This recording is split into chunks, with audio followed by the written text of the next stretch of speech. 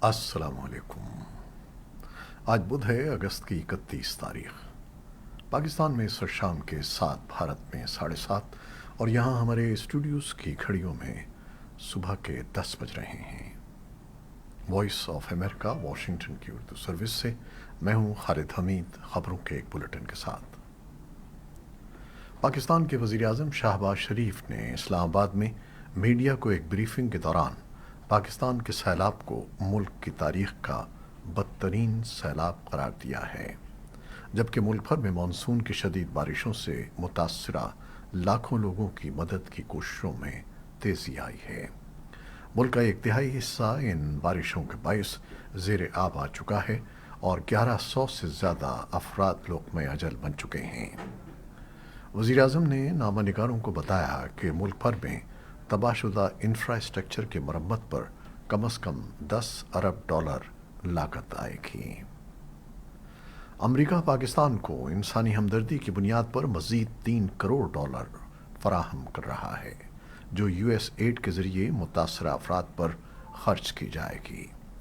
US add से जारी बयान के मुताबिक इन फंड से खुराक, ग़िज़ाइयात, नकदी, साफ़ पानी, सैनिटेशन और सफाई सुथराई के लिए दरकार फौरी ज़रूरियात पर तवज्जो दी जाएगी।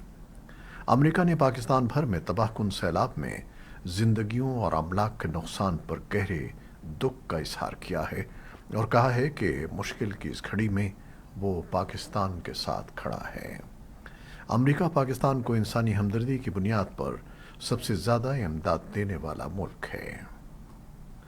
अक़वाम मुत्तहिदा के सेक्रेटरी जनरल एंटोनियो गुतेरेस सैलाब की तबाहकारियों से मुतासरा पाकिस्तान के साथ इजहार यकजहती के लिए आइंदा हफ्ते पाकिस्तान का दौरा करेंगे।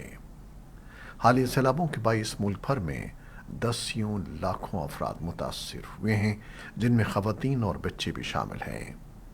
तर्जमान की तरफ से जारी करदा बयान के मुताबिक आलमी इदारे के सरबराह 9 सितंबर को इस्लामाबाद पहुँचेंगे, जिसके बाद वो गैर मामूली मौसमियाती आफात से मुतासरा इलाक़ों का दौरा करेंगे।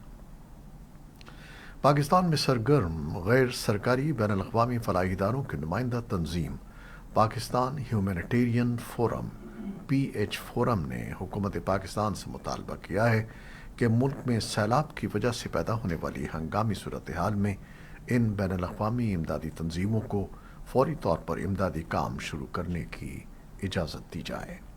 इस वक्त पाकिस्तान में 38 बैनुल अक़वामी इमदादी तंजीमें काम कर रही हैं और इन तंजीमों के मुश्तरका फोरम के अहदेदार ने वॉइस ऑफ अमेरिका को बताया कि इन तंजीमों ने सैलाब से मुतासरा अफराद को अब तक $75 लाख की इमदाद फराहम की है। खैबर पख्तूनख्वा की शिमाली वादी स्वात के हालिया सैलाब की वजूहात में सर फहरिस्त दरियाए स्वात के बीच गैर कानूनी तामीरात और किनारों पर हिफाजती पुश्तों की तामीर में हुकूमती इदारों की नाकामी बताई जाती है।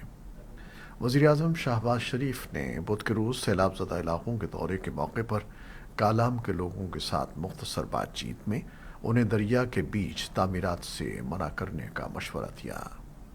स्वात के होटल मालिकान की तंजीम के सदर ने हुकूमत और हुकूमती इदारों को मूरद इल्ज़ाम ठहराते हुए कहा कि दरअसल सन 2010 के सैलाब के बाद एहतियाती और हिफाजती इक़दाम न किए जाने से मौजूदा तबाही हुई है।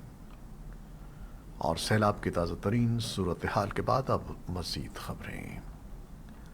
इस्लामाबाद हाई कोर्ट ने साबिक़ वज़ीर आज़म इमरान खान को तौहीन अदालत केस में 7 रोज़ में दोबारा जवाब जमा कराने का हुक्म दिया है। अदालत ने 3 वकला को अदालती मुआवनत के लिए मुकर्रर किया है। बुध को इस्लामाबाद हाई कोर्ट के चीफ जस्टिस अतहर मिनुल्लाह की सरबराही में 5 रुकनी बेंच ने इमरान खान के खिलाफ तौहीन अदालत केस की समाअत की। आज की समाअत में इमरान खान अदालत की जानिब से तलब किए जाने पर पेश हुए। सिंध पुलिस ने तौहीन मज़हब केस में गिरफ्तार एक हिंदू खाकरोब को हैदराबाद में मुबैना तौहीन मज़हब केस में तहक़ीक़ात के बाद बेगुनाह करार दे दिया है। 22 अगस्त को हैदराबाद के सदर इलाके में हज़ारों लोग जमा हुए, तोड़फोड़ और हंगामा आराई की। मजमे ने इल्ज़ाम आयद किया कि हिंदू खाकरोब ने कुरान मजीद की बेहुरमती की है। रिहाई पाने वाले अशोक कुमार के वालिद लाल बाबू ने वॉइस ऑफ अमेरिका से बात करते हुए कहा कि ये इंसाफ की जीत है और उन्हें पूरा यकीन था कि उनका बेटा कभी भी ऐसी हरकत नहीं करेगा। उधर ज़िली हिंदू पंचायत कमेटी के सरपरस्त प्रकाश एडवोकेट ने कहा कि शफाफ तहकीकात से कानून नाफिज करने वाले इदारों पर हिंदू बिरादरी का एतमाद मज़ीद बढ़ा है। तालिबान हुकूमत ने बुध के रोज़ अफ़गानिस्तान से अमरीकी फ़ौजियों के इनखला की पहली सालगिरह बगराम एयर बेस पर फ़ौजी परेड के साथ मनाई। तालिबान के वज़ीर आज़म मुल्ला मोहम्मद हसन आखुंद ने इज्तिमा से खिताब करते हुए कहा कि पाबंदियाँ लगाकर अफ़गानिस्तान को तन्हाई की तरफ धकेलना दरहकीकत तालिबान को अपनी माजी की पॉलिसियों को दोबारा अपनाने पर मजबूर कर रहा है।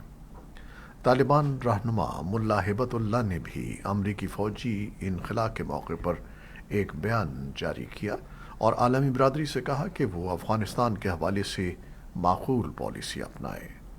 खबर रसां एजेंसी के मुताबिक बागराम एयर बेस पर तालिबान की फ़ौजी परेड में रूसी, चीनी, तुर्की और पाकिस्तान के सिफारतकार शरीक हुए। तालिबान ने बुध को पूरे अफ़गानिस्तान में आम तातील का ऐलान कर रखा है। एमनेस्टी इंटरनेशनल ने ईरान और तुर्की में अफ़गान तारिकीन वतन की सूरत हाल के बारे में अपनी नई रिपोर्ट जारी करते हुए दावा किया है कि ईरान में दाखिल होने की कोशिश के दौरान दसियों अफ़गान तारिकीन वतन को हलाक किया गया। एमनेस्टी इंटरनेशनल के मुहक़्क़ीन ने मार्च सन 2022 में अफ़गानिस्तान का दौरा किया और हेरात शहर और इस्लाम किले के सरहदी शहर में इंटरव्यूज़ लिए। एमनेस्टी इंटरनेशनल में पनागुज़ीनों और तारिकीन वतन के हुकूक़ की मुहक़्क़िक़ मैरी फॉरेस्टियर ने कहा कि तुर्क सरहदी मुहाफ़िज़ों ने गैर कानूनी तौर पर अफ़गानों के ख़िलाफ़ गोला बारूद का इस्तेमाल किया और लोगों को पीछे हटाने के लिए हवाई फायरिंग की और बाज़ सूरतों में उन पर गोली भी चलाई। एमनेस्टी इंटरनेशनल की इस रिपोर्ट में मुतल्लिक़ा फ़रीक़ों की जानिब से कोई फौरी बयान सामने नहीं आया। रूस की सरकारी खबर रसां एजेंसी तास के मुताबिक भारत और चीन की रूस की हफ्ता भर की मुश्तरका फ़ौजी मशक़ों में हिस्सा ले रहे हैं जो जुमेरात को मुल्क के मशरक़ में होने वाली हैं। भारत पहले भी रूस में कसीरुल कौमी फ़ौजी मशक़ों में हिस्सा ले चुका है। तज्ज़ियाकारों का कहना है कि यूक्रेन पर रूस के हमले के दरमियान वॉस्टॉक 2022 फ़ौजी मशक़ों में शिरकत अमरीका के साथ स्ट्रेटेजिक शराकत दारी के बावजूद दिल्ली के मॉस्को के साथ दोस्ताना ताल्लुक़ात की तस्दीक़ करती है। रूस और यूक्रेन ने जनूबी यूक्रेन में एक जौहरी पावर प्लांट के करीब बुध के रोज़ ताज़ा हमले शुरू करने के इल्ज़ामात आयद किए हैं। दोनों फरीक़ों की जानिब से ज़ापोरेशिया न्यूक्लियर पावर प्लांट के करीब होने वाले हमलों के हवाले से ये इल्ज़ामात ताज़ा तरीन हैं और ऐसे वक्त में सामने आए हैं जब अक़वाम मुत्तहिदा के इंस्पेक्टर हिफाजत और हिफाजती चेकिंग के लिए वहाँ जा रहे हैं। अक़वाम मुत्तहिदा के जौहरी निगरां इदारे के मुआयनाकारों की एक टीम बुध को यूक्रेन के ज़ापोरेशिया न्यूक्लियर पावर प्लांट की तरफ रवाना हुई ताकि रूस के ज़ेर कंट्रोल साइट पर हिफाजत और सलामती के मसाइल का जायज़ा ले सके। इंटरनेशनल एटॉमिक एनर्जी एजेंसी के डायरेक्टर जनरल राफेल ग्रोसी ने कहा कि वो जिस टीम की क़यादत कर रहे हैं वो प्लांट में कई दिन गुजारेगी और कहा कि उनका मिशन एक इंतहाई पेचीदा ऑपरेशन है।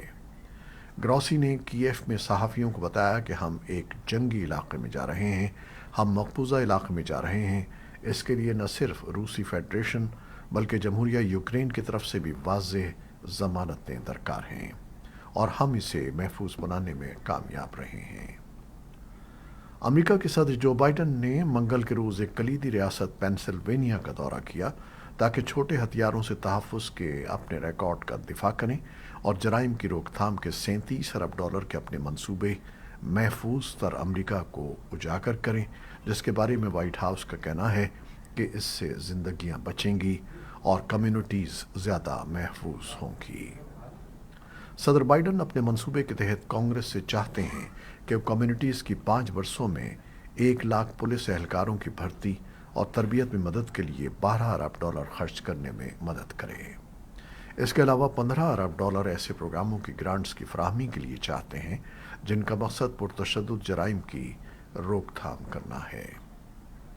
امریکی بحریہ کا کہنا ہے کہ ایران کے نیم فوجی پاسداران انقلاب نے خلیج فارس میں ایک امریکی سمندری ڈرون پر قبضہ کیا اور اسے کھینچ کر دور لے جانے کی کوشش کی، لیکن امریکی بحریہ کے ایک جنگی جہاز اور ہیلی کاپٹر کے پہنچنے کے بعد اس خودکار جہاز کو چھوڑ دیا گیا۔